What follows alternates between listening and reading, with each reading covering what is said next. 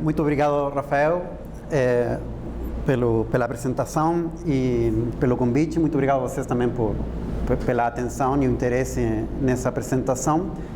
Hoje eu vou falar de boa parte dos resultados do que foi minha tese de doutorado. Faço isso também porque provavelmente nos próximos dias, lamentavelmente não consegui pegar o momento certo, mas provavelmente nos próximos dias essa tese vai aparecer editada como livro pela editora da UERJ. Então, no fundo, é uma apresentação desse argumento. Eu sou professor da Sociologia na Universidade Alberto Hurtado, no Chile. Como bem lembrava o Rafael, eu vim fazer aqui mestrado com o professor Machado, lá do antigo UPERJ, e posteriormente eu fiz o doutorado também com ele, e comparando as construções teóricas de dois importantes movimentos sociais daqui da América Latina, o movimento de pobladores no Chile, que é famoso pelas suas mobilizações, pelas tomadas de terreno desde o ano 57 para frente, mas também pelos protestos organizados.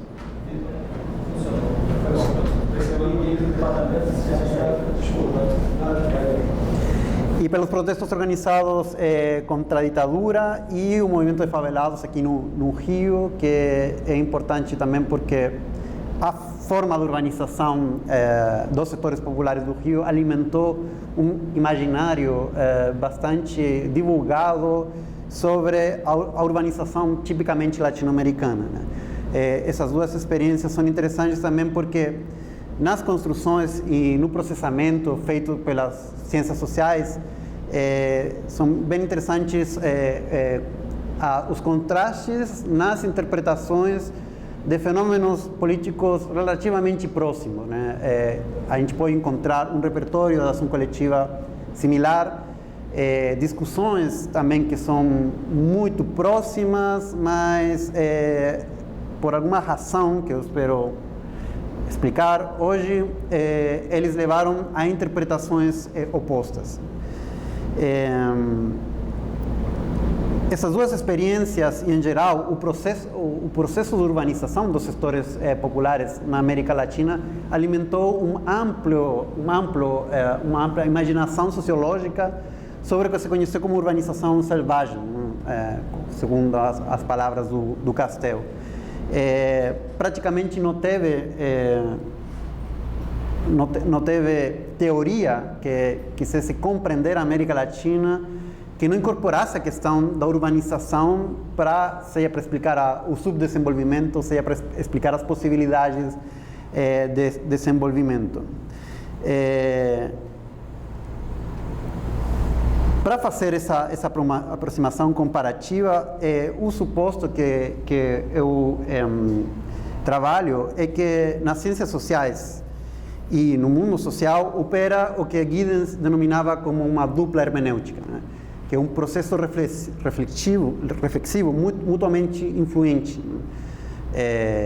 Onde as interpretações, as ideias que provêm do mundo acadêmico não são indiferentes para o mundo social, em particular para os movimentos sociais, e, por sua vez, a ação política dos atores sociais e as autointerpretações que eles vão produzindo também vão influenciando as ideias e os debates das ciências sociais, né? Por exemplo, a teoria da marginalidade que se desenvolve no Chile a partir dos finais dos anos 50 vai gerar toda uma reação entre o movimento de pobladores para tentar desmitificar muitas das ideias bastante preconceituosas que eram produzidas desde a teoria da marginalidade, e, pelo contrário, o processo de radicalização do movimento de pobladores nos anos 70 vai provocar também uma radicalização das interpretações das ciências sociais. Porém, eu vou me concentrar numa das direções dessa relação, que me fazendo a pergunta de como as ciências sociais contribuíram teoricamente na produção do movimento de pobladores no Chile e do movimento de favelados no Rio. Isso partindo do suposto que as ciências sociais não apenas as ciências sociais participam das lutas sociais que elas procuram descrever, que as ciências sociais provêm ou fornecem elementos chaves no processo de performação desses movimentos e que contribuem indireta ou diretamente no reconhecimento ou não político de estes movimentos. Eu compreendo os movimentos sociais de uma maneira mais heterônoma que autonômica, né? A gente estava conversando sobre isso antes da apresentação, que como eu concebo os movimentos sociais supõe incorporar nessa definição o papel que cumprem atores externos, sejam os partidos políticos, principalmente os partidos de esquerda, mas no caso chileno também a democracia cristã, a Igreja Católica, sobretudo desde o começo, tanto no Chile quanto no Brasil, e as próprias ciências sociais.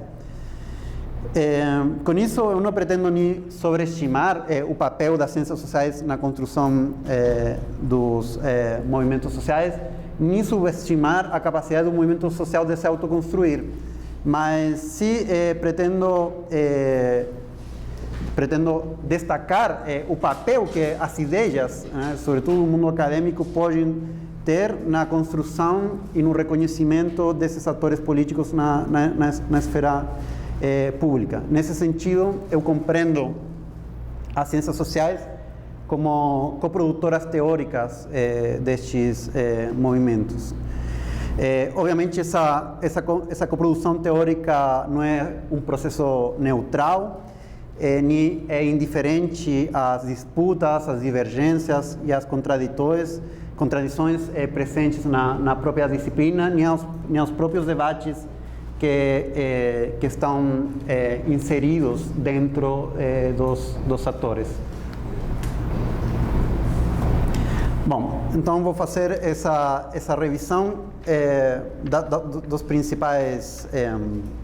principais interpretações, e para isso é indispensável, não tem outro jeito, tem que começar pelas teorias da marginalidade, que podem ser consideradas como a primeira tentativa sistemática de compreensão da especificidade da urbanização na América Latina, e é um ensaio, a primeira tentativa pioneira de reconhecimento político da agência dos povos urbanos, mas é um reconhecimento que é indireto, que é negativo e que não é necessariamente intencional. É uma consequência não intencionada dessa teoria, porque se a gente faz a revisão de como se configura esse debate, que está fortemente associado às discussões sobre o desenvolvimento, sobre o desenvolvimentismo na CEPAL, no Chile, com Raul Prebisch, também com Gino Germani nas teorias da modernização, que ele vai incorporar a noção de marginalidade dentro da sua teoria da transição na modernidade, entendendo a marginalidade como a principal assincronia que impediria o grande pulo, o grande salto na frente para o desenvolvimento, onde nesse caso a marginalidade vai ser compreendida como um vazio, como um vácuo de participação, uma ausência de pertencimento dos setores populares à sociedade. Basicamente, a marginalidade culturalista, que vai ter a influência do Oscar Lewis lá nos Estados Unidos, com suas etnografias nos bairros populares mexicanos, mas que vai ser latino-americanizado o debate a partir das aportações de Roger Bexman, que aliás era um sacerdote jesuíta, mas doutor em sociologia também, que vai ser o grande articulador da teoria da marginalidade, e vai compreendê-la como uma radicalização dos processos de exclusão dos povos urbanos, que no processo de migração do campo à cidade vão ter uma espécie de mochila, né, cultural, tradicionalista e rural, que vai lhes impedirem se integrar de modo adequado aos desafios de uma sociedade urbana moderna, né?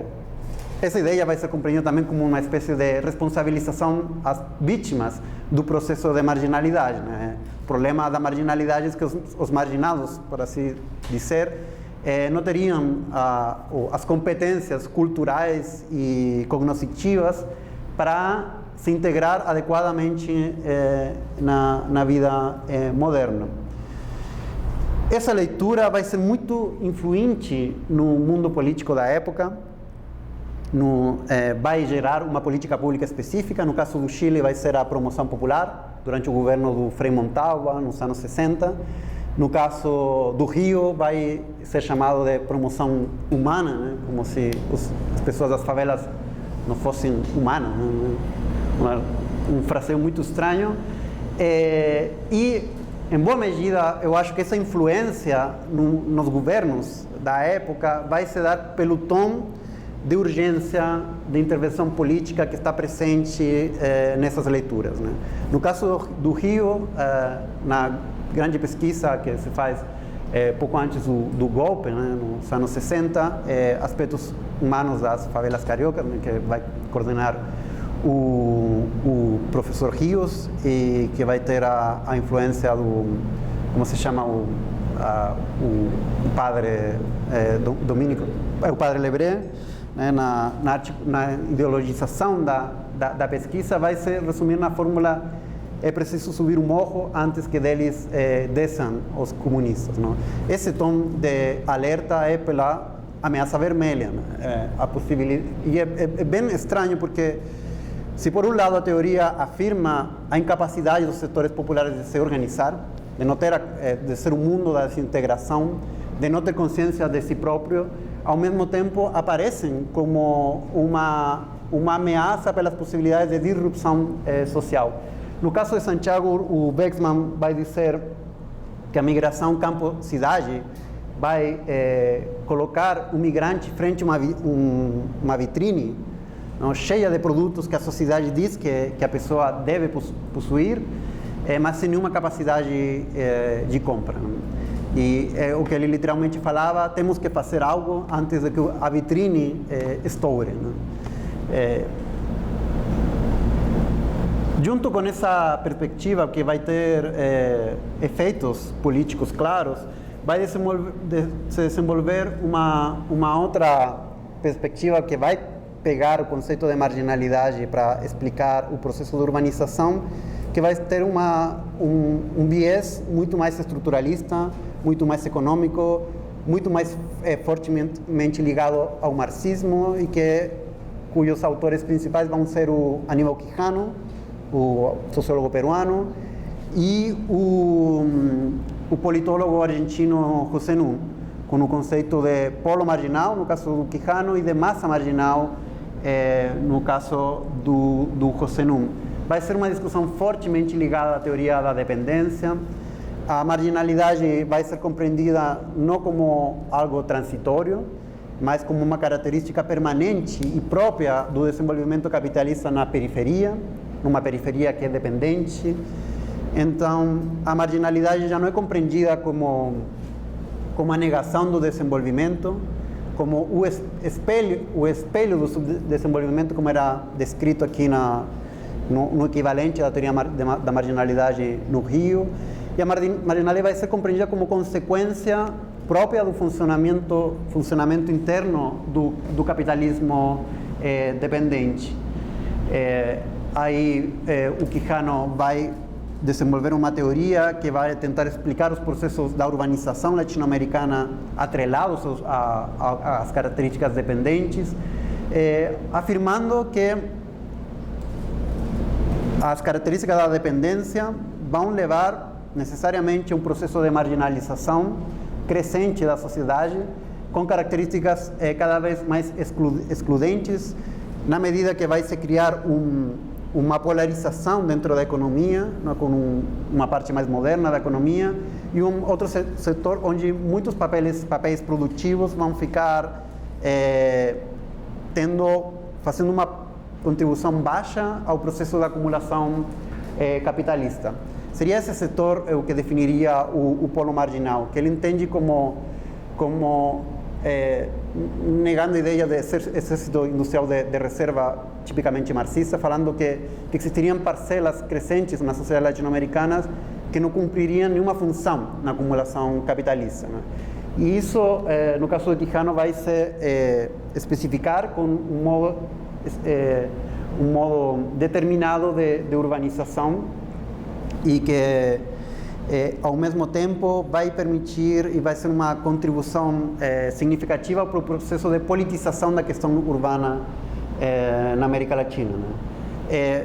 É interessante considerar que apesar de que essas duas leituras eram bem diferentes, ambas coincidiam no caráter disruptivo dos setores marginais, disfuncionais. O caráter disruptivo vai ser valorado negativamente no caso da perspectiva culturalista, né? Porque representaria um ônus para a sociedade, um risco. E no caso da marginalidade na versão de polarização, esse caráter disruptivo vai ser valorado positivamente, né? Porque os setores populares poderiam eventualmente fazer uma grande contribuição na transformação radical da sociedade, né? Ambas também consideravam que era precisa mudanças sociais, né? Reformistas no caso da primeira versão e revolucionárias no caso da segunda. E a politização, junto com isso, se dava porque, para combater a marginalidade, tinha que mudar a lógica capitalista dependente, né? Então,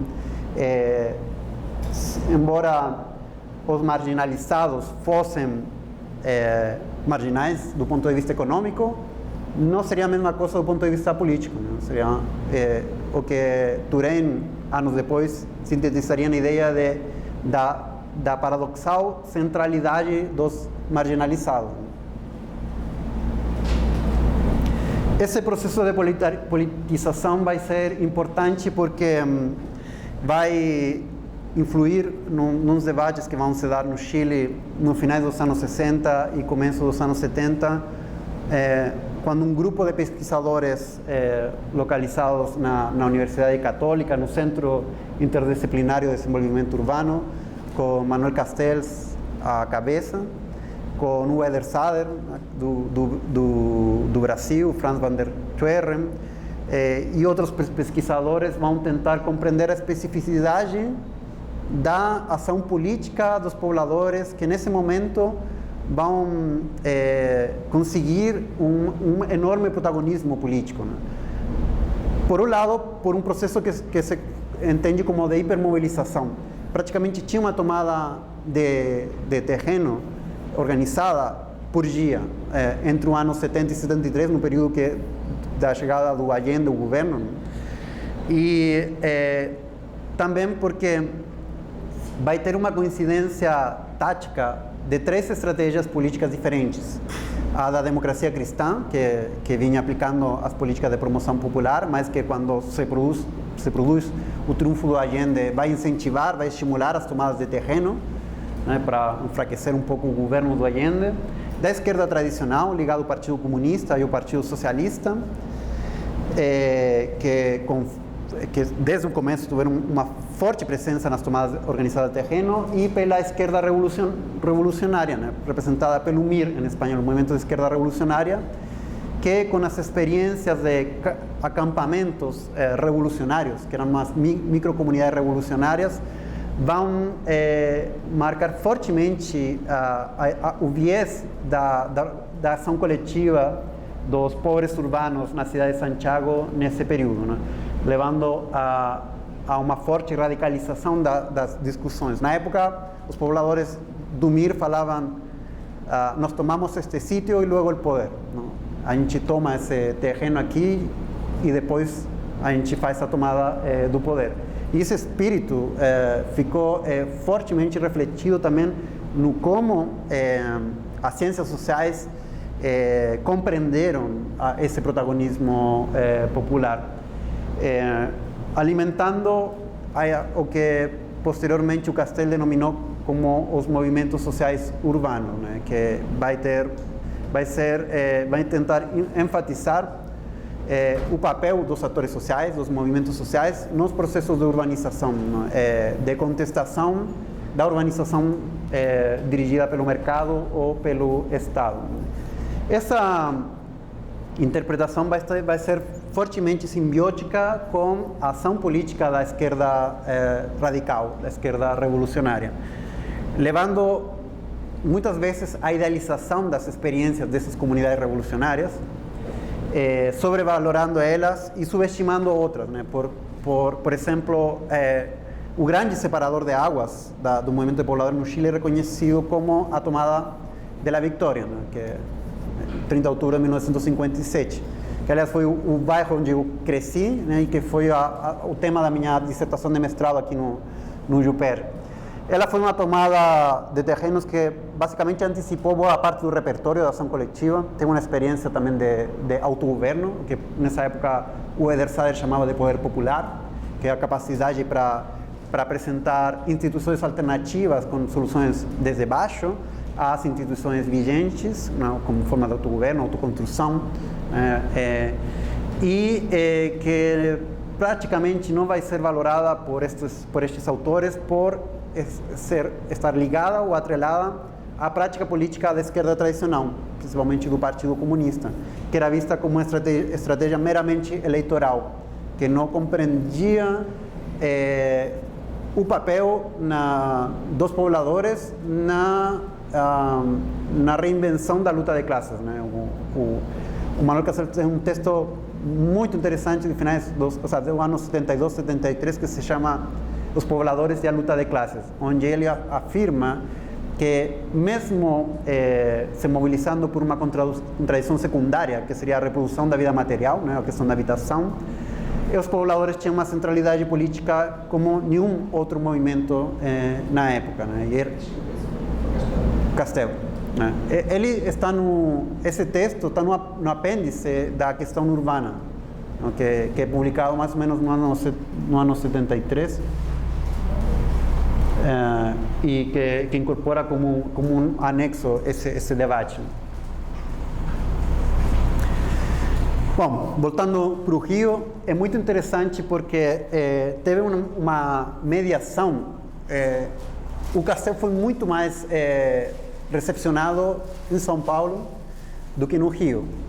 Ou melhor dito, a recepção do Castell no Rio de Janeiro vai ser negativa, a diferença do caso de São Paulo. Então, no Rio vai operar uma dupla desmistificação. Por um lado, vão responder os pressupostos e as formulações da teoria da marginalidade culturalista, com Tony Litz, com o próprio Machado,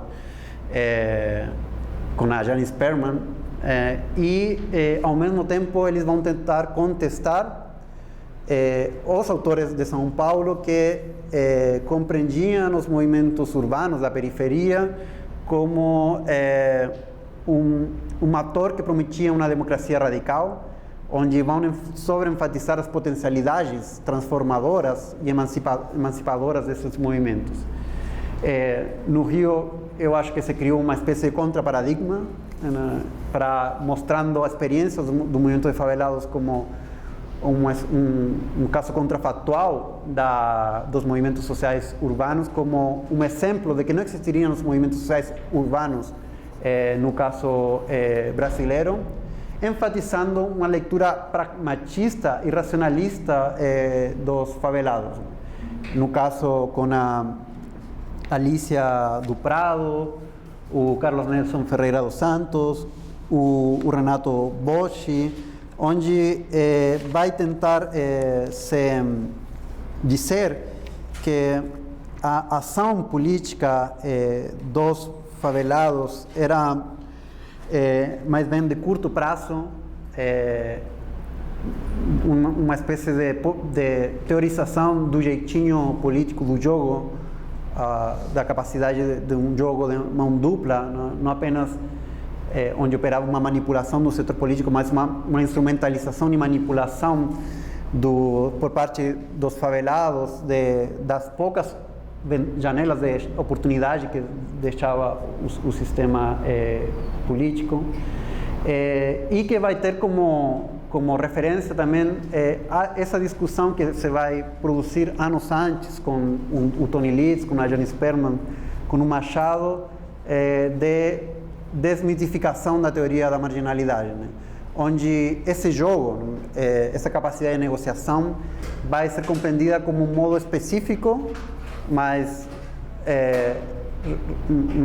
reduzido de fazer política nas favelas. Qual vai ser o problema disso? Que, embora vai valorar a ação política dos favelados nesses termos, ou seja, basicamente a política é essa capacidade de ter jogo de cintura, né, frente às tentativas de manipulação do mundo político, vai subestimar algumas das experiências do movimento de favelados, muitas vezes confundindo a ausência de movimento com um movimento mal sucedido, né? Por exemplo, nas tentativas de resistência ao despejo na Lagoa, né? Ou em Pasmado, me parece também é outro caso que a Alicia estuda.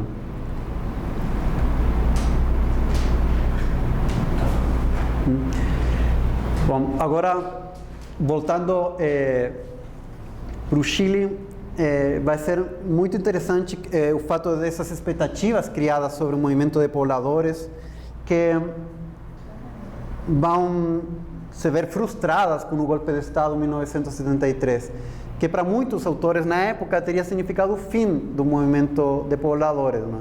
As expectativas de que, num contexto de polarização política, o movimento de favelados poderia ser determinante para a resolução do conflito, se viram totalmente frustradas com a perseguição, o assassinato de muitas das lideranças da época também, e com uma circulação de uma série de interpretações que tentavam explicar por que o movimento de pobladores não teria evitado a produção do golpe de Estado. Porém, esse ciclo negativo vai mudar na medida que, sobretudo a partir do ano 83, se reorganize a oposição contra o regime e se produzam uma série de protestos populares contra a ditadura, cerca, mais ou menos, perto de 22 jornadas de protesto popular, que originalmente foram convocadas, foram chamadas pelo movimento operário, mas que alcançaram, mas que tiveram seu ponto mais alto nos bairros populares. Suas expressões mais radicais de descontento também foram entre os pobladores, e onde paralelamente se produziu um processo de mudança e renovação dos repertórios de ação coletiva dos pobladores, né? Já não era apenas a tomada de terreno, mas outras expressões como a panela comum, o comprando juntos, o muralismo, por exemplo, no caso de La Vitória, do que se chama de poblações emblemáticas, né? Tipo, que foram os lugares onde mais organização teve contra a ditadura. Isso levou a um protagonismo político dos pobladores e um retorno dos pesquisadores, né, que voltaram para as poblações para tentar compreender qual seria o papel dos pobladores na derrubada do regime. Com isso, vão se gerar duas grandes tendências, né? Por um lado, uma compreensão muito mais próxima das interpretações paulistas, por exemplo, de quando novos atores entram em cena, né, do Eder Sader, onde os pobladores vão ser compreendidos como uma nova promessa de democracia, né? Um movimento que já antecipava a democracia nas suas formas de organização, com uma leitura fortemente comunitarista e fortemente otimista em relação ao seu papel. E, por outro, uma leitura fortemente negativa que assinalava os pobladores como, não como um movimento social, mas como um movimento social impossível. Impossível porque, de acordo às categorias usadas na época, né, com forte influência de Alain Touraine, que definiu o movimento social como um movimento que teria que questionar as orientações culturais e normativas da sociedade. Eles viam que os pobladores tinham dificuldade para articular um projeto de sociedade alternativa ao vigente. E, ao mesmo tempo, diagnosticavam a existência de diferentes lógicas dentro do movimento que não eram articuladas, né? Uma lógica comunitária, mas ao mesmo tempo outra lógica revolucionária, uma lógica reivindicativa, mais próxima do sindicalismo, e uma lógica mais populista, mais próxima da herança da promoção popular do Frei Montalvo, né? Onde os pobladores, na verdade, o que queriam era o retorno desse Estado mais protetor, né? E isso vai influir também fortemente numa onda interpretativa que vai chegar à conclusão de que, como o movimento de pobladores não era um movimento social porque não estava articulado, que poderia ser considerado um movimento impossível, até um anti-movimento social, pelo papel que tinha a violência na sua ação política, eles também vão concluir que esse papel que poderia ter sido reservado para eles na derrubada do regime não ia ser tal. Logo, era melhor optar por uma saída da ditadura que não se centrasse no protagonismo dos setores populares. O que foi finalmente o que terminou acontecendo, uma saída muito mais elitária, né, muito mais institucional, a partir de um processo de democratização pactuado, onde a ditadura impôs os termos de trânsito hacia a democracia. Nessa leitura, o movimento de pobladores não apenas vai ser impossível, como vai deixar de ser necessário, né, para pensar a democratização. E até vai ser indesejável, né, porque vai representar uma ameaça para essa arquitetura pré-definida entre a elite da ditadura e a elite da oposição, que vão marcar o processo de retorno democrático. E esse debate vai ser muito relevante para quando, nos anos 90, se produza a renovação da literatura em relação ao papel que deveriam cumprir esses movimentos nos debates públicos, né? No Chile, isso está dado por uma ausência dos pobladores dos debates, da organização, e também por uma indiferença das ciências sociais em relação ao estudo, à pesquisa sobre esses movimentos. Algo que ficou bem sintetizado na ideia do Oxon, né, que estudou o movimento de pobladores nos anos 90, onde ele fala do paradoxo da democratização. Aqueles atores que mais contribuíram para a erosão da legitimidade da ditadura, que mais contribuíram com a mobilização para o questionamento dela, ficaram excluídos, né, e perderam protagonismo com o retorno democrático. Aonde foram esses protestantes, né? Tá certo, protestantes, né? Os protestantes, os que protestaram, né? Não. Protestantes foi muito relacionado. A igreja, sim, né? Mas nesse caso é os que se mobilizaram contra a ditadura. Onde foram eles? Os ativistas. Porque eles não estão mais, né? É claro que paralelamente o movimento de pobladores sofre uma série de derrotas, né? Eles não conseguem se unificar num congresso nos anos 80. Ao mesmo tempo, teve um abandono, não apenas das ciências sociais, também da Igreja Católica, que tinha sido fundamental para a reconstrução do tecido social na época da ditadura. Os partidos políticos deixam de conceber o bairro popular como um locus privilegiado das disputas políticas, né? Agora é a conquista do voto, né? Não a conquista desse espaço que era visto como estratégico, né? E era visto como estratégico desde os anos 50, quando parecia que a Guerra Fria, né, ia se resolver nas universidades, mas também nos bairros populares, né? E por isso as intervenções como a promoção humana, a Cruzada São Sebastião, né, o papel da igreja para tentar rivalizar com a presença dos partidos de esquerda. Isso vai acontecer aqui e no Chile com a mesma força. Eu acho que essa presença de atores externos até pode ser considerada um proxy, né, um indicador do grau de centralidade desses atores num determinado momento, né? E a indiferença desses atores, né? A igreja sai porque em teoria com o retorno da democracia, a igreja já não precisa se preocupar das questões políticas, né? Mas no caso dos partidos se produz uma reconversão da lógica da ação, se viram partidos muito mais de públicos do que partidos de massa, né?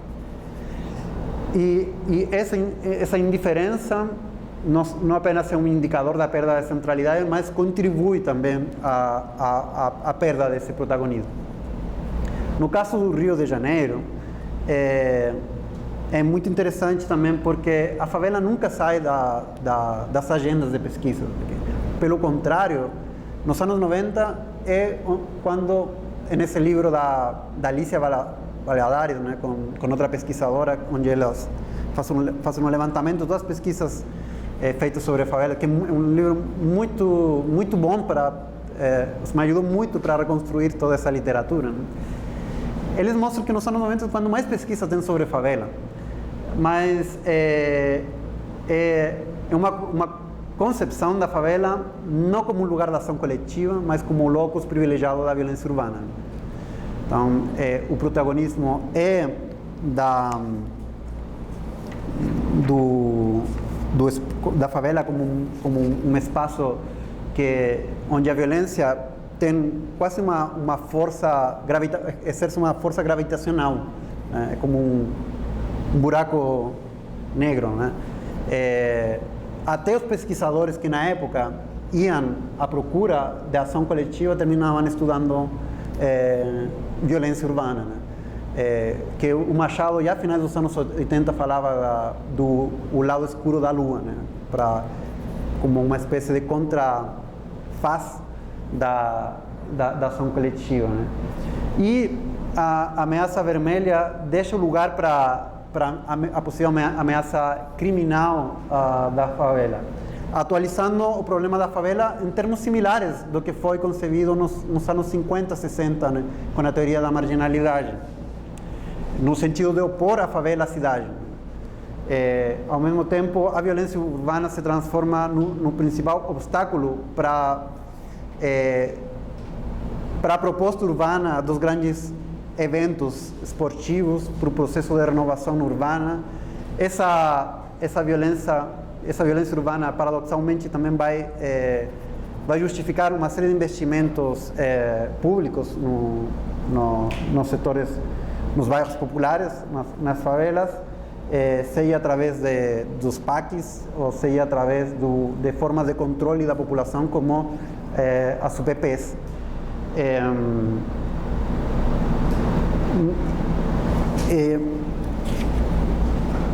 Outra coisa que eu acho interessante, que esses processos vão favorecer a comoditificação e a gentrificação desses territórios, estimulando os processos de remoção branca, né, discussão que vocês conhecem bem, e uma reatualização dos processos de remoção forçada. Mas, nesse caso, nas favelas, esses processos não se vão experimentar de maneira passiva, vai gerar formas de articulação da ação coletiva, né, seja através das lutas contra o processo de remoção, e também com a organização das vítimas da violência do Estado, né? Através da organização das mães, dos desaparecidos na favela. E o que eu acho interessante aqui da relação com as ciências sociais é que essa luta pela sobrevivência tanto da favela como forma de urbanização, como dos moradores da favela, né, pela violência exercida pelo Estado, vai ter de seus poucos recursos de reconhecimento entre os cientistas sociais. Mas essa tensão das ciências sociais vai contrastar com a indiferença, em alguns casos, mas também com o apoio de boa parte da sociedade para as tentativas de extermínio dentro das favelas. Bom, para ir fechando, é muito interessante ver que tanto favelados como pobladores permanentemente se instalaram como desafio analítico para as ciências sociais.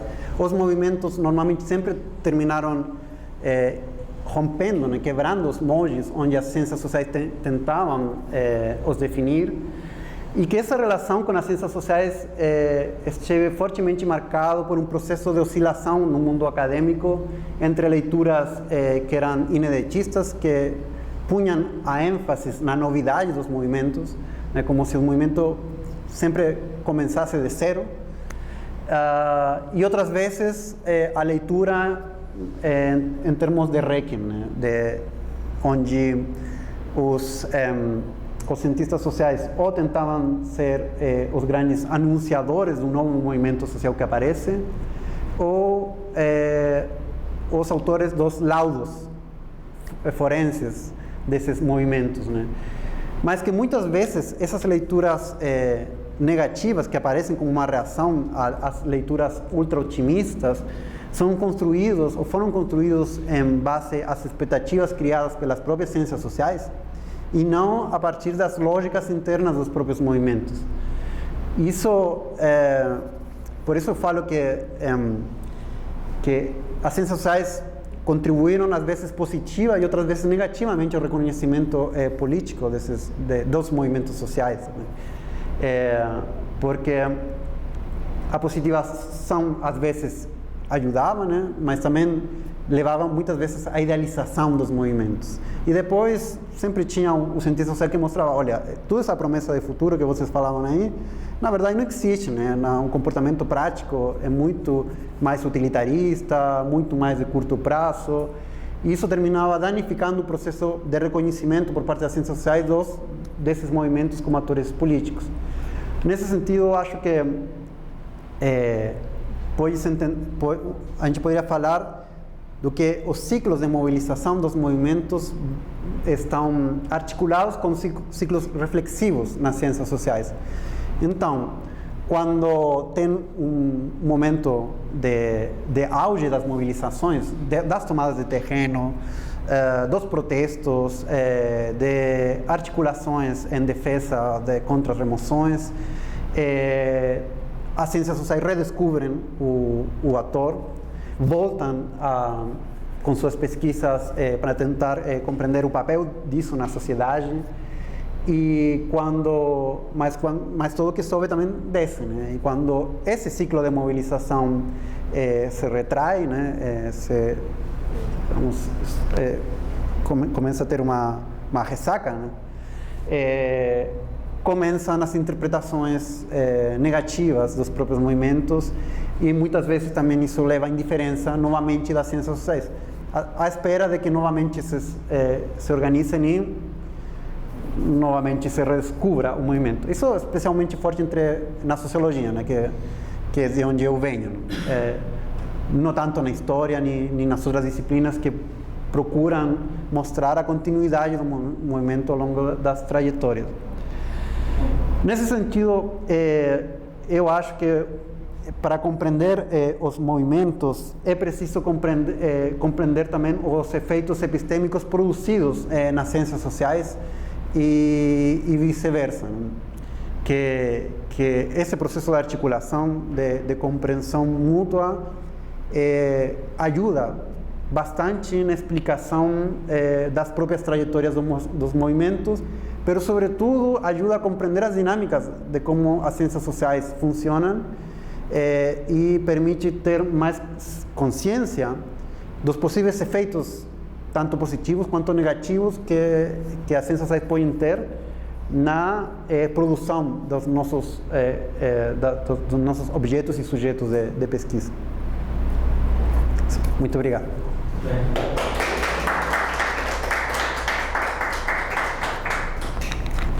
Gente, questões, comentários?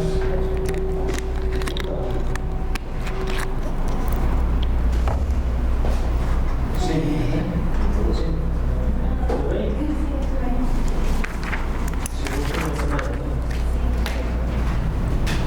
E aí, gente? Eu tenho muita coisa, mas não tem, não? Comentário aí, desenvolvimentismo. Tem uma pegada histórica que a gente tem alguns comentários, mas pode fazer. Você apresenta, então? Rafael. Ele entrou hoje no grupo dele,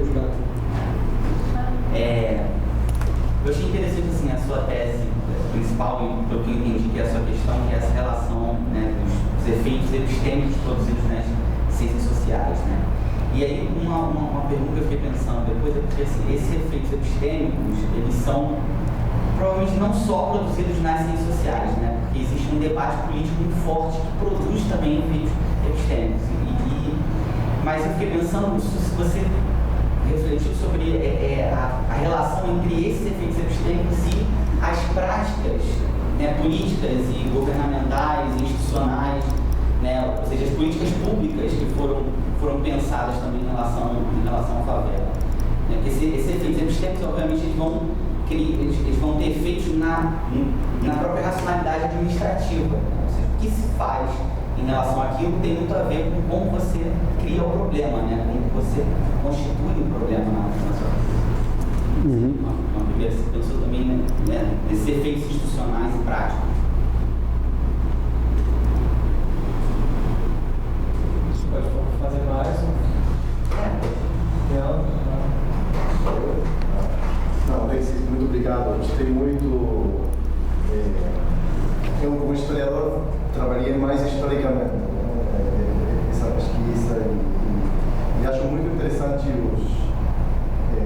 os circuitos das ciências sociais nos anos 50, né, também na construção do problema da favela, né, como um problema.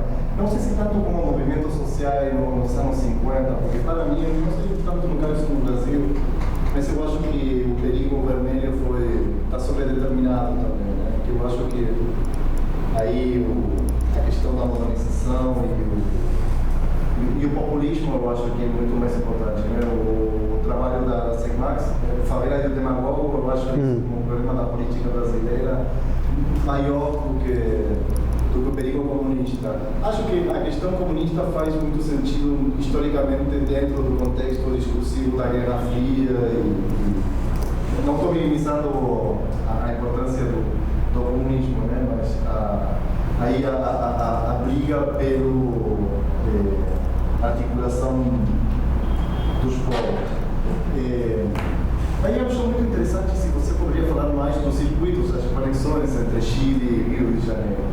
Porque a Flaxo e a Claxo, né, foram muito importantes. Flaxo em Chile e Claxo, bom, é Claxo, né? Centro de Estudos Latino-Americanos, com o Gunder Frank e com Stabenhager, com todo esse circuito de latino-americanistas circulando, né? Até o Marco Rios foi presidente da Associação de Sociólogos Latino-Americanos.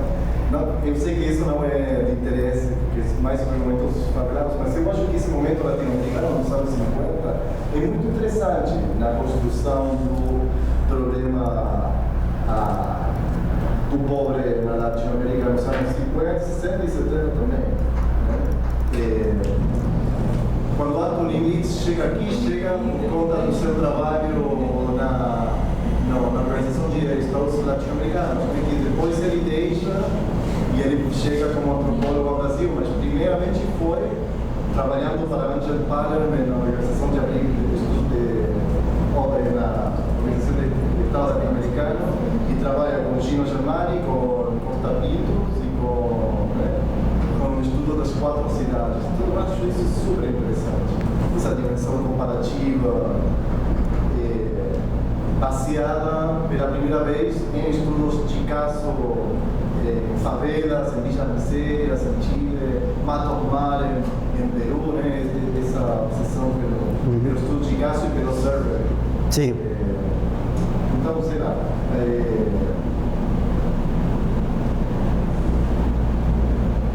Então, esse só me interesse histórico, né?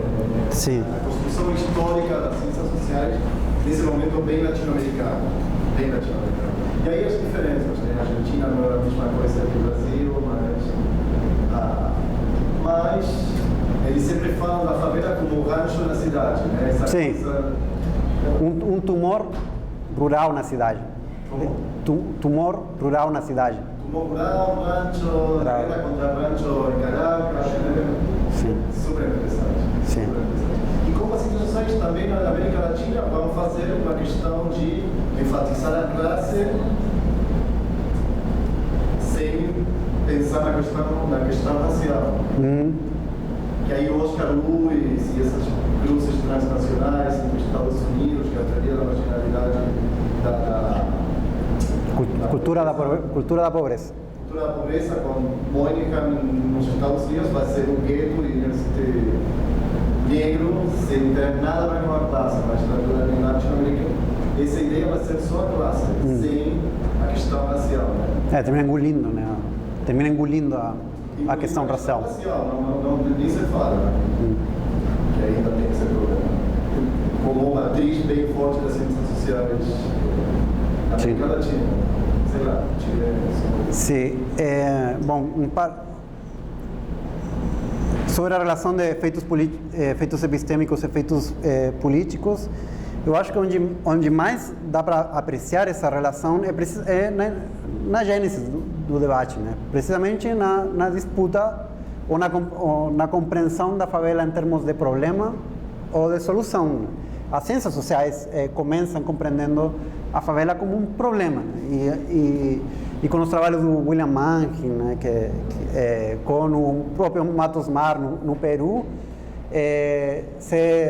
se consegue compreender a favela, a barriada, né, em geral, na América Latina, como a solução mais lógica ante a ausência de capacidade do Estado e do mercado para resolver a questão habitacional, que na época talvez fosse a questão mais importante, né, publicamente. No Chile, nos anos 50, por exemplo, 1/3 da população não tinha habitação, né? Por isso era tão importante o movimento de pobladores, né? E esse debate vai animar fortemente a questão desenvolvimentista, né? E o desenvolvimentismo latino-americano está atrelado ao desenvolvimento das ciências sociais, à institucionalização das ciências sociais.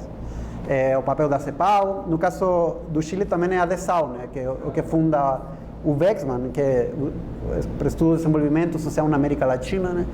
E vai criar isso, políticas públicas. Isso vai ter consequências também, eu acho, no reconhecimento, por isso negativo, desse ator como movimento social. Por quê? No ano 57, que quando chega o Wexman no Chile, claro que não existia o movimento de pobladores como um movimento social, mas ele vira real nas consequências produzidas por essa tentativa de resolver o problema de maneira urgente, né? Eu acho que é um pouco o teorema de Thomas, né? Que embora algo não seja real no pressuposto, ele é real nas consequências. E quando você desenvolve políticas como a de promoção popular, no caso do Chile foi a criação das juntas de vizinhança, né? Que aqui se produz algo similar com o Lacerda, com o Rios também, quando trabalha na Secretaria da Habitação. Dele se cria uma institucionalidade para conter esse movimento que é potencial ainda, mas ele está virando real já nessa governamentalidade que vai se criando, né? Por isso eu acho que a marginalidade é relevante para esse reconhecimento que é indireto, que é negativo, porque eles falam, ele não tem capacidade, são incapazes de se auto-organizar, não tem consciência do seu papel, mas ao mesmo tempo eles podem fazer a revolução. E aí, nesse sentido, eu acho que pelo menos nas narrativas, não é tão fácil fazer a distinção entre populismo e comunismo, porque é mais ou menos o mesmo perigo. Não, acho que como o próprio Dom Helder Câmara falava na época, antes de... Porque ele vive um processo de esquerdização, né? Quando ele está nas organizações dos favelados, ele fala, tipo, aqui podem vir os espíritas, os evangélicos, os ortodoxos, mas com os que tem que ter cuidado são com os comunistas. Extremamente conservador. Exatamente, né? E isso tem a ver com como se concebe, do ponto de vista político, os favelados pobladores, né? Que eles são definidos não pela sua ação, como pela possibilidade de serem manipulados por projetos populistas ou por projetos revolucionários, né? Com mais ou menos ênfase.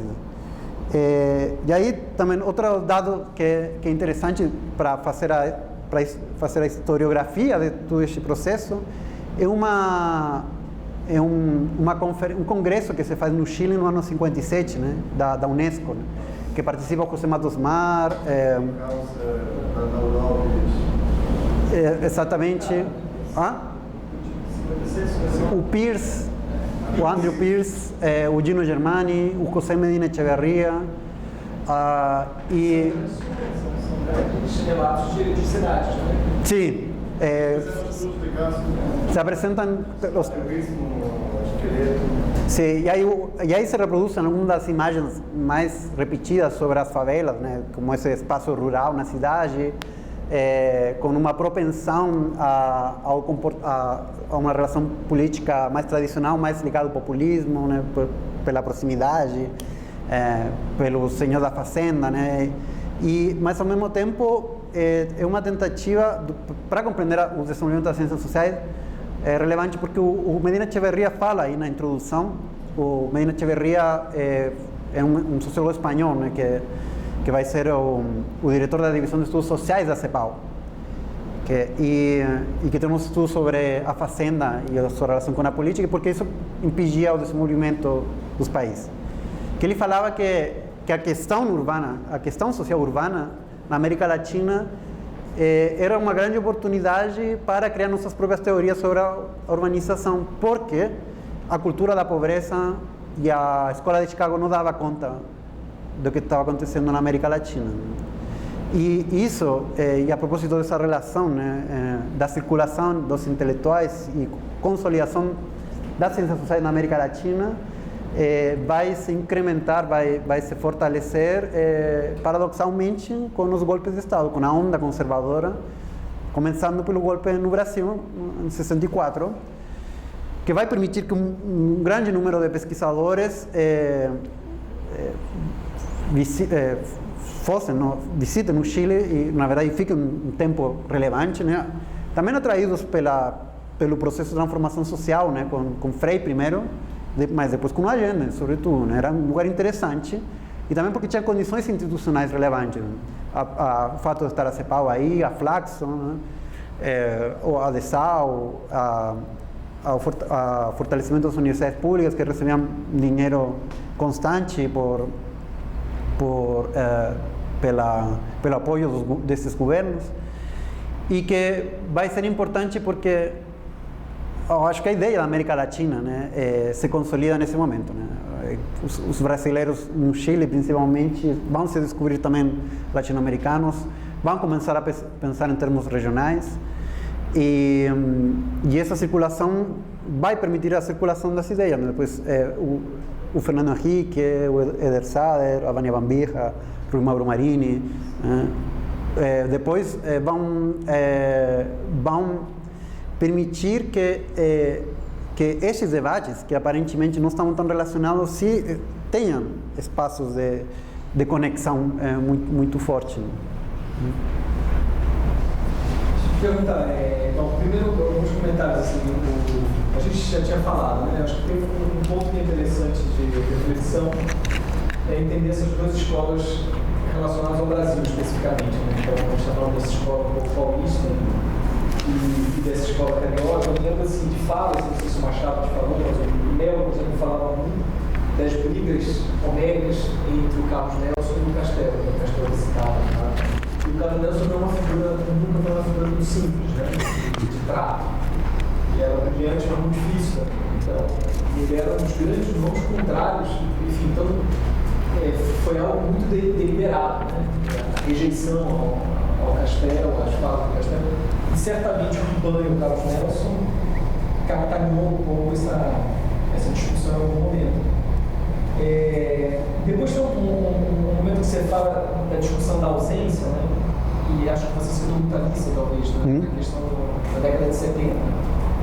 O que eu acho interessante, assim, já puxando uma reflexão mais histórica, é como que existe, pelo menos um esforço por parte da história, quando ela começa a pensar as favelas também, isso é um momento muito mais recente, mas especificamente no momento da ditadura, tinha uma nova reflexão sobre o papel desempenhado pelos movimentos favelados, associações de moradores, também até numa pauta contra a ditadura. Então, uma das reflexões feitas pelo Brasil recentemente pela questão da memória é de inserir também esses movimentos como parte atuante, não só numa perspectiva muito pragmática, mas dentro de um contexto mais amplo contra o regime. Então, de começar a pensar, por exemplo, os heróis construídos contra a ditadura eram brancos, da classe média, da classe alta, da zona sul do Rio de Janeiro. E pouco a pouco as pessoas começaram a descobrir que tinham negros, tinham favelados que foram desaparecidos, mortos. Então, de repensar, e não necessariamente porque eles eram filiados a grupos políticos X ou Y, mas simplesmente porque eles eram presidentes de associações, eles estavam contrários à remoção de favelas. Então, tem casos notórios, por exemplo, da Ilha das Dragas, que desapareceram. Então, como que é interessante repensar também, né? Como que essa discussão começa a ganhar outras proporções, outras reflexões nos dias atuais. Agora, eu tenho a impressão, cada vez de maneira mais forte, aí eu volto na discussão especificamente sobre os paulistas, né? Quando você coloca, de talvez uma certa dificuldade de compreender esses espaços de favela especificamente como uma possibilidade de produção urbana também.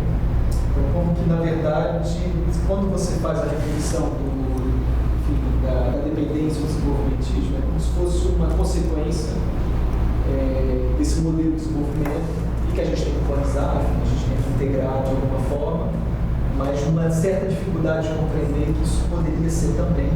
E eu acho que talvez esse mecanismo do Rio de Janeiro foi, por bem ou por mal, teve uma leitura distinta, né? E em várias dimensões, né? Então, por exemplo, quando o Carlos Nelson começa a falar, toda a discussão que ele vai falar da propriedade de favela de uso ou de, enfim, como também de troca. Então, existia também uma construção que seria uma dimensão de uso contrário ao mecanismo do mercado imobiliário.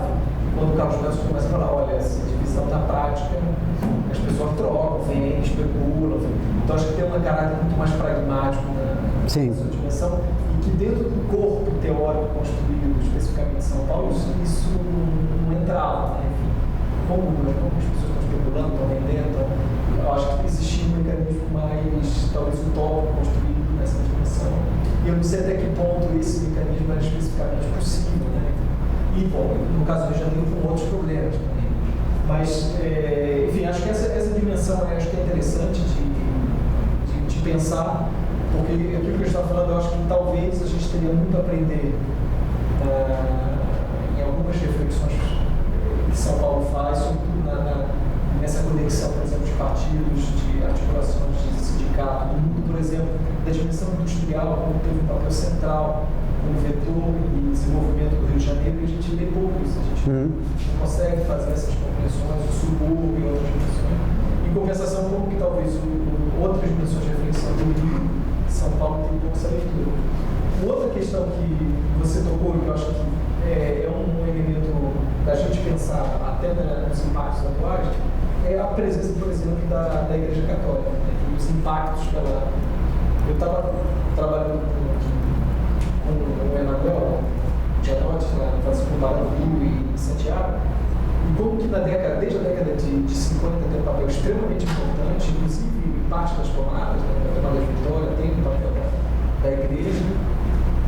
E eu acho que talvez, especificamente no nosso departamento aqui de serviço social, isso vai ter uma dimensão importante também, muitas vezes paralela. Né? Então, porque a própria categoria do serviço social, ela vive um processo profundo de modificação, que no caso do Janeiro vai falar da reconceituação, no final de setembro, uma mudança radical da profissão, mas que bebe muito desse processo da década de 50, 60 e dessa modificação, o que a gente identifica essa estrutura mais frontal que é a igreja, a modificação que ocorre nesse processo. Né? Talvez impactos políticos mais amplos como a ditadura, no caso muito fortemente do Rio, do Brasil e do Chile, ela vai tomar uma posição muito mais clara e talvez, pelo menos parte dessa igreja, de um discurso muito mais à esquerda. Isso no Chile? Eu acho que no Rio. No Brasil, parte do Chile também, você vai ter algumas figuras que vão absorver essa discussão. Agora, em outro lado, você vai falar do Weckmann, do Dessau, enfim, a gente não teve essa institucionalização da igreja que vocês tiveram na democracia cristã. Essa estrutura a gente não vivenciou da maneira. Então, mas como na década, por exemplo, o próprio Dom Helder vai ter uma presença política muito grande, mas a cruzada é extremamente moralista, extremamente conservadora, muito significativa, por exemplo, de um grande papel do serviço social e que vai manifestar claramente esse viés, e como que ele próprio vai viver esse processo, essa modificação a partir da década de 60. O que é interessante, aí eu queria fazer um salto quando você vai falar da década de 90, né? E de tentar compreender outros mecanismos que estão acontecendo, não só da violência, de estrito senso. Então, por exemplo, um dos viés onde um dos atores que vai perder uma grande influência na favela vai ser justamente a igreja, né? Com modificações muito claras de um público mais geral. E é algo que começa a pensar hoje em dia, em que geração a gente vai ter, quais são as modificações que terão daqui para frente, porque boa parte do que a gente entende hoje de alguns grupos de esquerda, eles foram formados dentro da igreja. Né? Então, hoje eu estava escutando na rádio o Tarcísio falando, eu vim da pastoral, então tem figura, o João Willis, ele vem da pastoral, figuras que depois tem discurso, não tem nada a ver mais com a igreja, mas como que vieram. Então, não, o próprio PT é inseparável dessa. Sim. De outro modo, enfim, parte mais centro-direita da igreja, o PSDB, e como que esse movimento perdeu completamente, né? Especificamente nas favelas, é um vazio muito grande, tem a impressão do Chile completamente. E aí, é claro, especificamente, a gente tem que entender que modificação é essa, sobretudo dessa entrada evangélica. Que modificações ela está construindo. Os companheiros evangélicos, a gente tenta entender que impacto está ocorrendo diretamente nos movimentos sociais e agora em diante nas favelas, se isso não está pauta ou não, isso acontece. Enfim, não sei, teria as coisas para falar, mas enfim, o que eu acho que essa coisa dos anos 90 tem, especificamente da violência, também trouxe uma discussão muito grande da própria institucionalização de certas. O que é institucionalização? Foi um projeto, de alguma forma, você fala do jornalismo da década de 60, o que eu vejo a partir da década de 90, dos movimentos de favela, é justamente um certo afastamento dessa institucionalização. Até para que eles tenham certa autonomia no sentido, não que a gente anunciou inicialmente, mas da própria violência do tráfico, do próprio Estado. Onde grande parte dessa mobilização ela ganha legitimidade quando ela não é institucionalizada. Tinha alguns movimentos de museus, de observatórios, aqui algumas dimensões. Ou seja, boa parte da legitimidade da mobilização hoje ela não passa longe da própria associação. Sim. Da Associação de Moradores, você fala? Sim. Por exemplo, sim. Que na década de 50, 60, ela tinha uma certa grande centralidade. Sim, totalmente. Sim. Bom, primeiro sobre os paulistas, né? Eu acho que o melhor reflexo dessa incapacidade ou dessas dificuldades dos paulistas para compreender o papel dos pobladores e dos favelados como construtores da cidade. Está num conceito que acho que é um conceito muito interessante, mas que tem esse problema da expoliação urbana. Expoliação urbana, né? Que tipo, o que no Chile é altamente valorado, que é a autoconstrução, não só pela identificação que gera com o próprio espaço, processo de lugarização, e que até se incorporou em algumas políticas durante o governo Frei, tentou ser incorporado com o Allende, né? Com o Miguel Nauner, dentro da concepção das soluções habitacionais, né? E que no caso do Lúcio Kovarik, a autoconstrução é vista como uma forma de autoexploração, né? Que é você externalizar um papel, uma função que deveria ser realizada pelo Estado, pelo mercado, sobrecarregando as possibilidades dos trabalhadores ou dos moradores populares para resolver a questão da reprodução da vida material. Outros autores dessa mesma época, até o Chico de Oliveira, o Singer, a Henrique Maricato, da década de 80, tem sim, textos muito negativos. E é muito forte, e eu acho que, bom, para fazer a analogia, se no Rio o saco de pancada era a teoria da marginalidade culturalista, do Bexman, também a ideia de cultura da pobreza. No caso de São Paulo, era a marginalidade em chave marxista, né? O Quijano sobretudo o Quijano, né? Essa ideia de que existiam setores disfuncionais ou afuncional para a acumulação capitalista, né? Eles vão falar que são setores integrados, sim, através da superexploração. Ficando mais dessa época, inclusive também bom, o Quijano depois renega da sua teoria, mas por outras razões, né? Não é a mesma negação que faz o Fernando Henrique, de esqueçam tudo que escrevi, mas o Quijano da colonialidade do poder não se reconhece nas discussões da teoria da dependência, porque fala que ainda tem uma coisa colonial aí, então que eu acho meio injusto, né? Mas enfim, porque isso contribuiu à invisibilidade da teoria da dependência. Quando com a globalização, as assimetrias entre os países só se acrescentaram. O ar-condicionado, a gente vai matar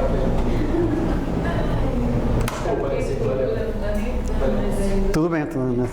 Eu sofria com ar-condicionado muito quando estudava aqui, né? Mas por isso até trouxe aí um negócio para pensando nisso. Bom, e outra coisa que eu acho importante, a gente vai terminar falando mais dos paulistas, né? Que o debate que eles estão fazendo vendo uma tradição que está na criação da escola de sociologia lá, com o Fernando Henrique, com o Florestan Fernandes, que é essa oposição ao varguismo, e que ao varguismo, contra o Getúlio, né, Vargas, onde essa ideia de não reconhecimento talvez não seja tão clara aqui no Brasil quanto no Chile, né? Essa ideia de anti-movimento social, mas sim é muito forte numa chave tureniana contra o movimento dos trabalhadores, né? Pela influência do varguismo, do trabalhismo, que seria uma forma imprópria de organização, porque não seria uma auto-organização, seria massa de manobra, né? Um pouco o que está depois na literatura sobre favelas também, essa ideia que das que menos gosto, né, com mais eu fico brigando na tese, a ideia de massa de manobra. E aí, nesse caso, acho que os paulistas estão sempre à procura desse salvador popular, não? Que supere as lógicas próprias do populismo. E aí eles, com o protagonismo da periferia, né? Quando se produzem essas mobilizações, a luta pelas creches, o movimento negro também, essas lutas pela urbanização, que também vão ter uma forte articulação com o novo sindicalismo do ABC. Eu acho que aí eles, o Messias, esse Salvador que eles estavam procurando, pareceu se corporificar. E o problema da idealização e da fetichização disso é que exagera, né, esses potenciais e termina produzindo esse efeito do que a interpretação não tem tanta base empírica quanto se explica mais pelos desejos dos pesquisadores de achar esse ator, não? E aí o que eu acho negativo além disso é como isso é processado aqui no Rio, né? Porque aqui no Rio embora, que é isso que a gente estava falando, né?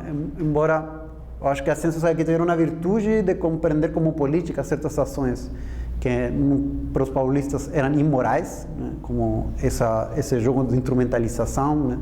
Isso de, por exemplo, aceitar a ajuda de algum político na época da eleição em troca de apoio do voto, mas depois essa mesma associação apoiava outro candidato para receber outra coisa, e aí depois eles explicavam, o voto, cada um tem sua ideia, depois eu voto como eu quero, mas estou passando fome aqui, não vou rejeitar um caminhão com iogurtes para as crianças, né? Que faz todo sentido, né?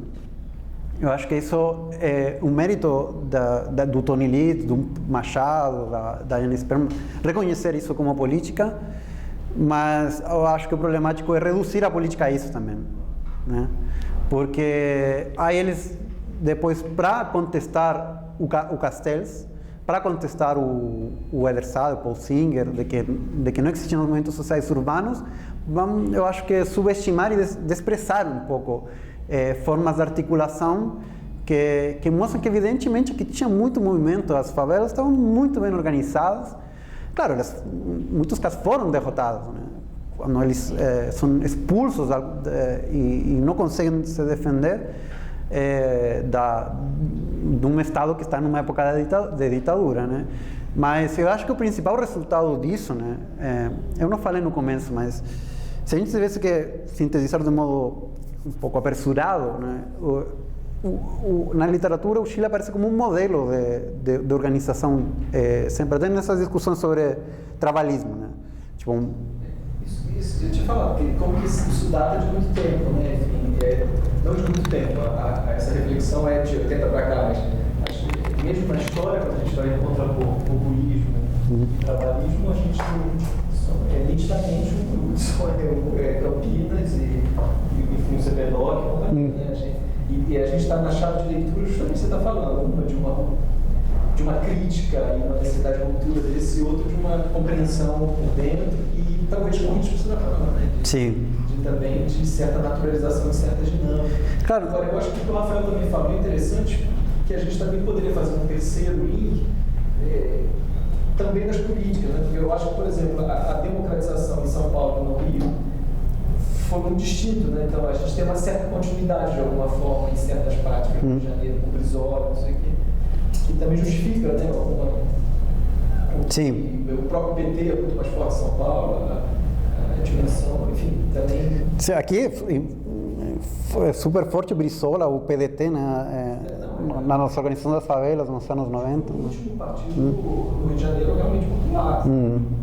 Sim. Massa. Sim. Bom, e o que eu estava dizendo é que claro, que o movimento de pobladores é o exemplo que alimenta a ideia de movimentos sociais urbanos, que já é uma categoria super idealizada, né? O movimento social urbano contesta a urbanização da cidade, tem um papel super radical, mas o movimento favelado, a diferença do chileno, do movimento de pobladores, por assim dizer, venceu do ponto de vista urbano, né? As favelas continuam, elas são sempre sob ameaça, né? Podem ser, a gente está vendo a reatualização da política higienista novamente, né? Desde a UPP, né? Etc. Mas eles conseguiram se manter na cidade, conseguiram contestar o espaço que se estava predefinindo para os setores populares no Rio de Janeiro. E no caso do Chile, apesar dos altos níveis de organização, da experiência do governo Allende, dos protestos populares, a limpeza dos setores populares das zonas nobres da cidade aconteceu, óbvio que com luta e tudo, mas Santiago é uma cidade sumamente segregada. Bom, você foi lá, né? O setor oriente da cidade não tem a probabilidade de você se encontrar com alguém numa classe social diferente da classe alta é mínima. Isso se produz através do serviço doméstico, né? Isso fala da necessidade de reconhecer essa forma de triunfo do movimento favelado no Rio de Janeiro, mesmo sendo numa posição subalterna. O modo de urbanização conseguiu persistir e conseguiu configurar como a cidade é. No Chile, a derrota do movimento de pobladores, a expulsão dos campamentos revolucionários, né? O campamento Lenin, o campamento Ho Chi Minh, que estavam lá nos setores mais ricos da cidade, eles desapareceram. E a cidade hoje está sumamente segregada. E, bom... É impactante quando você pega o teleférico, você no seu território. Sim. E você olha à esquerda, quando você está indo, você olha à direita, é realmente impactante. Sim. Bom, e isso aí, para explicar, por exemplo, o triunfo do Piñera na última eleição. É muito fácil ver o mapa e ver o que está acontecendo em Santiago. Nas outras cidades ele também ganhou e aí teria que achar explicação. Mas no Chile o voto é voluntário, né? É facultativo. E se você vê o cone de alta renda, né, onde moram os ricos, a porcentagem de votação, de participação eleitoral, 80%. No resto da cidade, 30%. Na cidade, no bairro mais pobre, foi perto do 20%. Claro que o Piñera perdia nesses setores mais pobres, mas o nível de participação dos setores com mais grana foi tão elevado que foi determinante para que o Piñera ganhasse a eleição, pelo menos na região metropolitana. Claro que ele também conseguiu acurtar a distância nas comunas mais pobres, ou nas comunas mais diversas, né? Mas essa segregação da cidade tem uma expressão política também muito clara, né? Muito clara. E também se expressou na época dos protestos, onde se produziam os protestos. Bom, a gente tinha bairros populares, não em outro lugar, ou nas universidades, mas era à noite, nos setores populares, onde a contestação contra a ditadura era onde tomava mais força. Sobre o negócio da Igreja Católica, eu coincido com você, né? A Igreja Católica formou muitos militantes no Chile e no Brasil, né? A promoção popular, por mais que a gente possa detonar toda essa concepção, gera infraestrutura que posteriormente vai permitir a metamorfose desses quadros institucionais, né? Que depois vão transitar hacia a educação popular. Essa igreja engajada com o governo da democracia cristã também vai se radicalizar, sobretudo no Chile, né? Vai se esquerdizar e vai ser muito partícipe da reconstrução do movimento, porque com a perseguição dos partidos, o único espaço para fazer política era a igreja. Isso foi aqui e no Brasil. Claro, nos anos 90, a igreja diz, bom, já cumpri meu papel aqui, muito obrigado, agora é a vez de vocês. Mas os partidos estavam preocupados com outras coisas, né? Os bairros populares deixam de ser um espaço onde os destinos do país vão se resolvendo, né? Eu não sei se foi tão assim na igreja, acho que foi um movimento, essa tensão aconteceu dentro da igreja.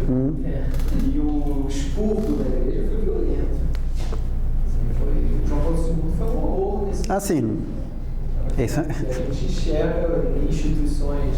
Bom, a gente estava falando até há pouco tempo como que o Opus Dei tomou a Universidade Católica no Chile. Essa guerra fria é interna, né? Sim. A gente acha que a igreja é um tema todo. Mas não, então fica se matando. Né? Sim. Bom, essa igreja que agora está na sua pior crise de legitimidade, não? Na Argentina também está terrivelmente golpeada, mas no Chile... A gente fala pouco, a igreja está assim, de uma atenção. Tem vídeo dos Estados Unidos querendo impeachment do Papa. Né? Sim, os mais conservadores, né? Sim. É um negócio esquisito. E foi complicado. As lideranças de esquerda da Pastoral da Juventude foram expurgadas da igreja. Sim. Só está representando a igreja, mas os ultraconservadores. Sim. A política, por exemplo. Sim, no Chile, nem disser, né? A mesma coisa. Não? E outra coisa interessante, isso eu lembro mais dos debates que eu presenciei de lideranças das favelas aqui, é que os anos 90, eu acho que é experiência. Você tem razão, né? Tipo, tem que recuperar a epopeia da resistência contra a ditadura nas favelas também.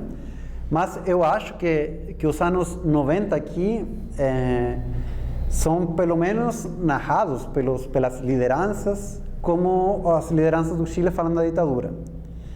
Porque é claro que a ditadura aqui golpeou as favelas, a todo mundo, né?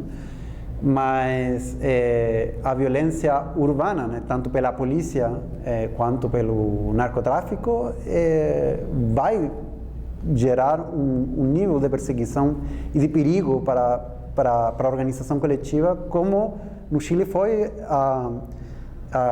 os dispositivos específicos para desmontar a organização das populações. Tipo, era quase que um inimigo principal para a ditadura. Isso eu falo sempre no Chile, dessa discussão. A propósito que a ciência às vezes está se perguntando, será que é um movimento social ou não? Será que é um ator protagônico ou não? A ditadura não teve nenhum problema em definir as populações, os pobladores, como um dos seus principais inimigos, né? E de ter formas específicas de repressão, né?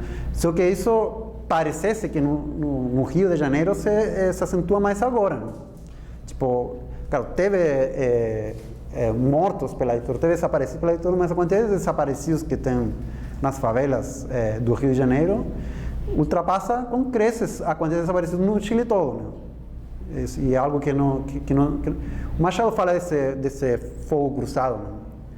Que a vida sob cerco, né? Que a violência da polícia e a violência das facções criminosas. Isso terminou afetando fortemente e enfraquecendo muito a capacidade de intermediação que tinha a Associação de Moradores, e produzindo também uma balcanização da organização popular, né? Através das ONGs, né? As pessoas tiveram que se reciclar, né? E cada uma continuou defendendo como uma agenda bem mais específica, né? E não tanto, e ninguém, eu lembro dessas, o curso que o Machado dictou para comemorar sua aposentadoria do IFIX, né? Que ele trazia as lideranças, que eu assisti, foi muito interessante, porque vinham os pesquisadores, acho que você esteve apresentando aí também, e as lideranças. E era muito interessante que todas as lideranças se apresentavam não como falando pela favela, né? Porque ninguém poderia falar pela favela, eles se apresentavam, eu sou eu, né? Aqui. Então, isso dificulta também a capacidade para uma organização se situar dentro do debate público como um ato coletivo. Tem fazer uma questão aí? Não deve eu acho que eu acho que especificamente essa questão da violência, que eu acho que também tem um elo direto com a ditadura, porque, por exemplo, a gente não democracia as forças de segurança. Sim. Na verdade, elas mantiveram. Então eles mudaram, isso se coloca claramente, né? Uma ameaça vermelha, agora especificamente o pobre meio favelado, e a gente reciclou a dinâmica e continua até hoje. Né? Sim. Uma mudança também na concepção, assim, que é o causador da criminalidade. O Machado da Silva tem um texto muito interessante que ele vai comparar como que a criminalidade era abordada pelo texto lá do Sayre Marx, né? O pessoal que ainda estava muito vinculado à teoria da marginalidade, como a criminalidade vai ser vista após os anos 90. Ele vai dizer que antes a criminalidade ela era, na verdade, um processo natural, né, de adaptação daqueles indivíduos a um novo ambiente, que é o ambiente da cidade, e aquilo havia uma área assim, prioritária de criminalidade, mas era basicamente um problema social, né, um problema que está além do indivíduo. assim, quase sem nenhuma autonomia, né? Nenhuma escolha. E que depois disso, com toda a discussão sobre crítica da teoria da marginalidade, ou seja, o cara ele não é um criminoso porque ele está vivenciando um processo de adaptação, mas porque ele é um cidadão completamente capaz de decidir por si mesmo, e isso acaba individualizando o crime, ou seja, ele agora não é, na verdade ele é um problema social porque ele é um criminoso, mas ele não é um criminoso porque isso é um efeito social da marginalidade, mas porque ele decidiu ser. Esse eu acho que é um artigo interessante do Machado da Silva, porque ele vai, quer dizer, ao mesmo tempo que você está passando por um processo em que cada vez mais você reconhece que o favelado é um cidadão, né, e obviamente ele não precisa passar por um processo de adaptação a uma situação que é externa, ele é interno à própria urbanidade, isso traz também, retira a responsabilização do âmbito social, ou seja, extra-individual, e recoloca sobre o âmbito individual. Então a sanção, ela não é mais uma sanção terapêutica, né, que se deve fazer sobre ele, é uma sanção violenta, é uma sanção de impedir que ele haja, né, da forma, enfim, criminosa que o Estado acha que ele age. Então, assim, há uma diferença, pensando nisso, você está falando dos efeitos epistêmicos, né, da relação das ciências sociais com isso, como que se constrói essa figura do criminoso favelado no momento, na década de 50, e como se constrói depois dos anos 90. Esse texto, eu acho que me ajudou muito a entender, assim, por que você passa, apesar de todas as críticas à teoria da marginalidade, a gente passa agora por um processo de uma política cada vez mais violenta sobre a favela, né? Cada vez mais assintosamente violenta. Sim, mas eu acho que também tem em comum a teoria da marginalidade com como agora se processa a relação com as favelas, a exotização, né? Na operação de identificar os territórios da pobreza como territórios da criminalidade, né? A guerra contra as drogas, no fundo, uma guerra contra as favelas, né? Eu acho que tem um aspecto ecológico, ainda tem uma dimensão ecológica da favela, que na verdade a gente reproduz a parte da reflexão da marginalidade. Sim, totalmente. Ela é o epicentro da marginalidade, então toda uma discussão de política de segurança pública, não, temos que abrir rua, enfim, a gente volta com uma dimensão, como é o nome lá do PP, que foi retirado o chefe de segurança pública, Beltrano. Fala, não, tem que entrar o serviço social, mas tem que entrar o Estado lá, né? Tem que entrar, como se não existisse o Estado, não. E é uma dimensão ainda assim, na verdade, é claro que tem a ideia da falta de uma política social do Estado, né? Mas essa dimensão ainda é ambiental. Sim. Eu te fazer uma pergunta, você falou que vem, a gente vai ter que fechar, mas você vem de Vitória. De La Vitória, sim. E a tomada de Vitória venceu, as pessoas ficaram. Sim. E qual é a sua experiência, enfim, a sua família foi envolvida com a tomada? Sim. Porque eu já vi postos seus no Facebook, inclusive de questões da ditadura. Né? Sim, bom, eu sou neto de um detenido desaparecido, né? De La Vitória, a gente tem 2 desaparecidos e cerca de 10, acho que 2 dezenas de executados políticos, né? Mortos em protestos populares. Tinha protestos, sempre morria alguém de La Vitória. Mas durante Pinochet? Durante Pinochet.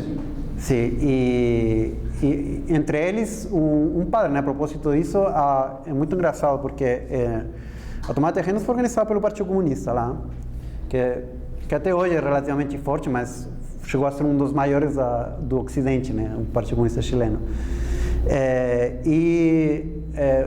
As ruas de lá se chamam Carlos Marx, Unidade Popular, levam os nomes dos secretários dos partidos de esquerda, né? Tem também o nome do bispo, né, que ajudou e tudo, mas no começo essa tipo Guerra Fria, né, foi guerra quente, né, entre os comunistas e a Igreja Católica. O primeiro padre de lá, que era do Hogar de Cristo, que é uma organização importante até hoje, foi expulso a pedradas pelos comunistas porque ele tentou contestar um pouco a hegemonia que eles tinham. Mas hoje a grande figura que o ícone da população, que como a gente chama os bairros populares, né, é o padre que foi assassinado o 4 de setembro de 1984 por uma bala que é uma bala perdida, né? Que estava dirigida para um poblador, mas que ele termina recebendo. Né? Vai aparecer um texto agora na Social Compass, né? Que é sobre sociologia da religião, onde eu estudo esse caso em específico. Qual o nome Qual o nome da revista? Social Compass. É do Chile, não? É da Bélgica. E bom, até o dia de hoje é o que se considera uma população emblemática, né? É claro que não tem o mesmo nível de organização que na época, mas continua sendo um dos lugares mais organizados do Chile. Eu acho que já tem que... Se valeu, acho que dava para abrir mais discussão aqui. Vocês não falaram nada. Tem muita pergunta?